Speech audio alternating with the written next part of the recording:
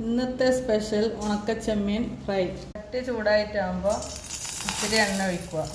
എണ്ണ ചൂടായിട്ടുണ്ട്, അതിലേക്ക് കടുക് ഇടുക. കടുക് പൊട്ടിയിട്ടാകുമ്പോൾ കറിവേപ്പില ഇടുക. അതിലേക്ക് ഉള്ളി, പച്ചമുളക് ബ്രൗൺ കളറാകുന്നേരം വഴറ്റിയെടുക്കുക. ആവശ്യത്തിന് ഉപ്പ് ചേർത്ത് കൊടുക്കുക.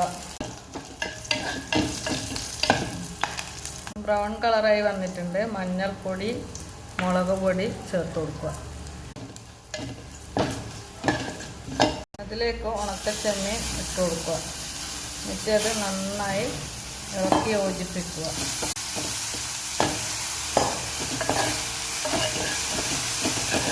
വേവുന്നതിനായി ഇത്തിരി വെള്ളം ചേർത്ത് കൊടുക്കുക. ഉണക്കച്ചെമ്മീൻ റെഡി ആയിട്ടുണ്ട്. വെള്ളം വറ്റിയിട്ടുണ്ട്. ഇന്ന് പപ്പടം, പുളിശ്ശേരി, കൈപ്പക്ക ഉപ്പേരി. ഇതാണ് ഇന്നത്തെ ഉച്ചഭക്ഷണം. ഉണക്കച്ചെമ്മീൻ നല്ല ടേസ്റ്റ് ഉണ്ട്.